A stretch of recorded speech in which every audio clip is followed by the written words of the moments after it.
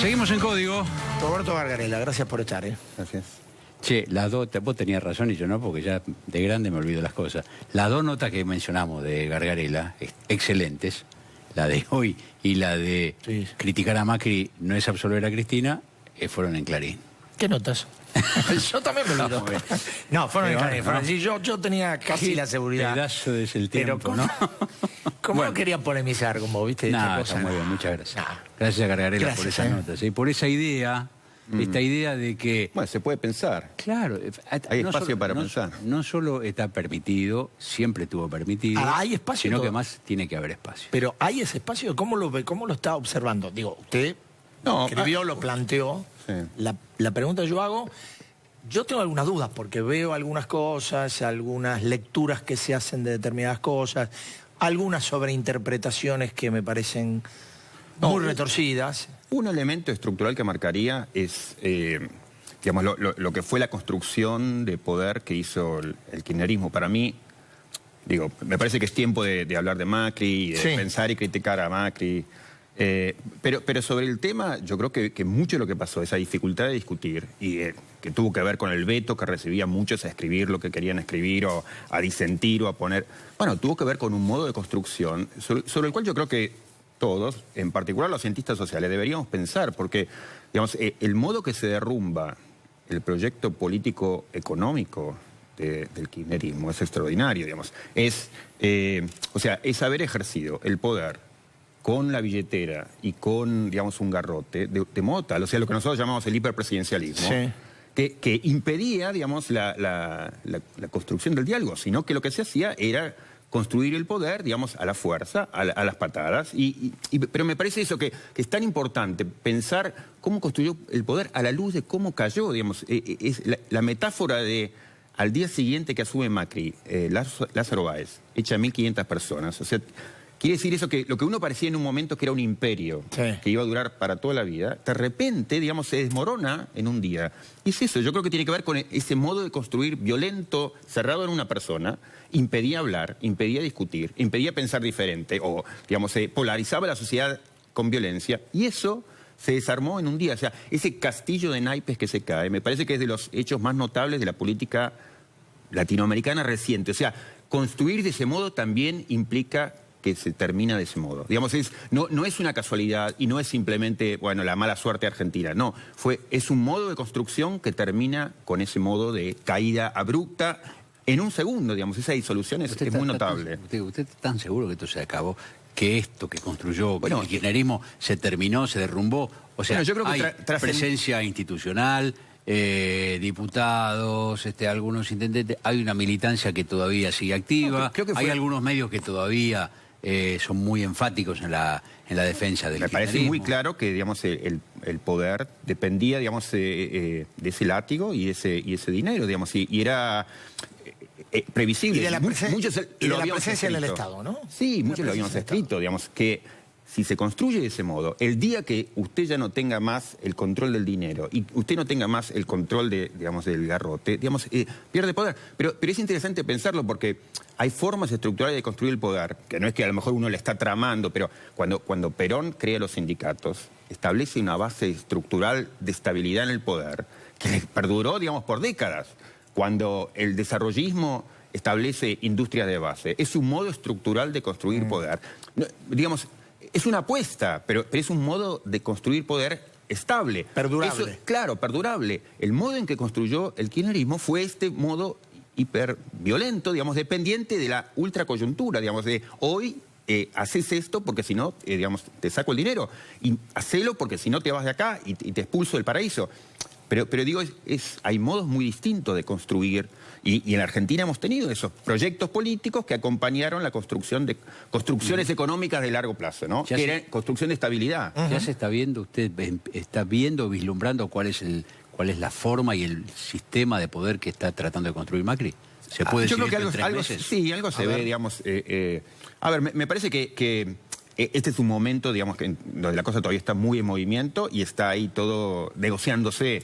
Yo creo que digamos, hay un gran trauma, digamos, un gran fantasma, que me parece que es un gran factor explicativo, que es el fantasma de la Rúa, y que es el drama de la inestabilidad, ¿no? Y entonces eso yo creo que es la gran desesperación, es el gran trauma. En general los gobiernos viven, digamos, a partir de ciertas inercias y ciertos traumas. El trauma yo creo que del kirchnerismo era el 2001 y la Costequi-Santillán, digamos, ese tipo de la muerte, creo que fue lo que estaba ahí asusando a...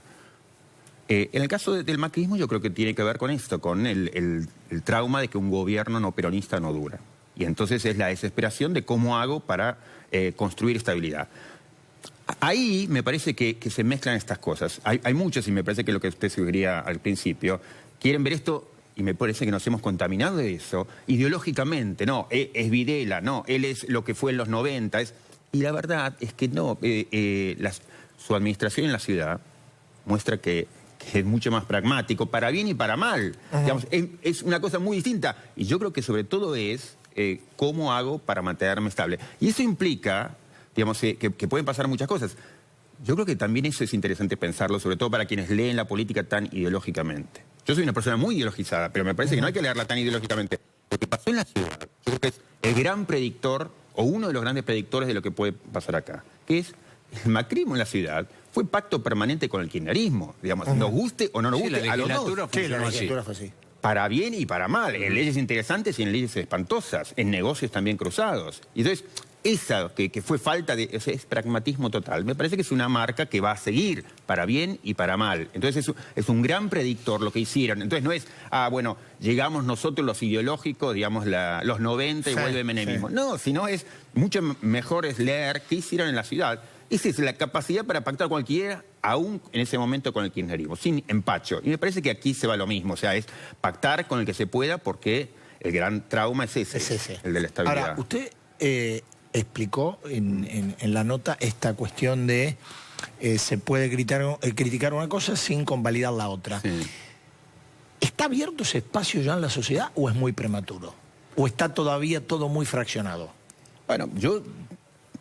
con la modestia, con tanta otra gente, hemos sufrido, digamos, la grieta en ese sentido de ser... cada paso que uno daba era, bueno, caía la cuchilla porque te has vendido acá, te has vendido allá, digamos, y era esta imposibilidad de pensar. Y me parece que se siente, por un lado, el alivio de que se ve que uno tiene absoluta libertad para seguir siendo crítico del kirchnerismo y seguir siendo crítico del macrismo o empezar a ser crítico del macrismo, digamos, sin ningún empacho.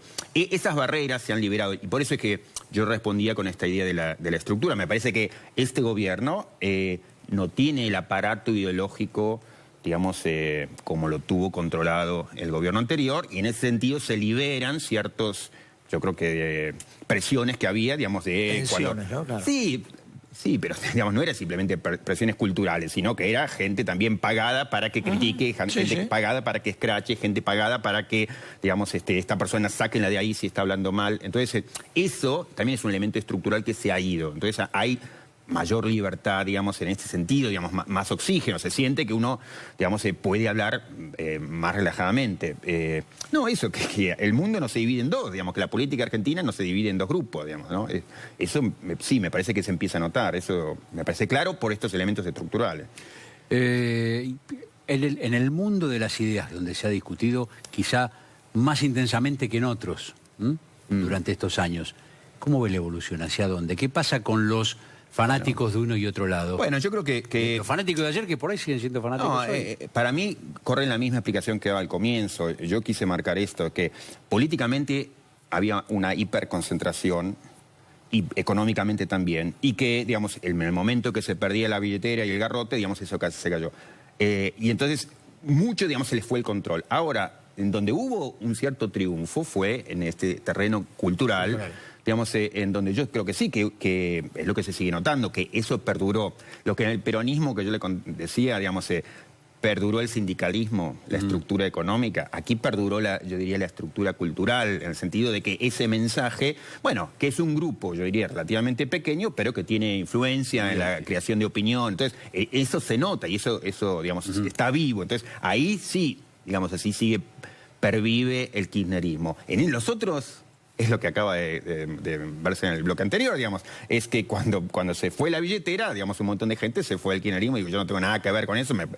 digamos, fue un modo, yo creo que muy racional de construir política, ¿no? Porque aún a los aliados, digamos, se los cacheteaba, o sea, esta idea de... Sobre todo a los aliados para que sigan siendo. Pero, digamos, los sectores ojeros, para decir, digamos, se beneficiaron mucho en el gobierno anterior y eran cacheteados todo el tiempo retóricamente, o sea, un modo de construir muy racional. En ese sentido, cuando uno dice locura, bueno, uno dice, bueno, qué crítico exacerbado, pero yo creo que había un punto de real locura, digamos, ¿no? Ahora, ¿cómo...?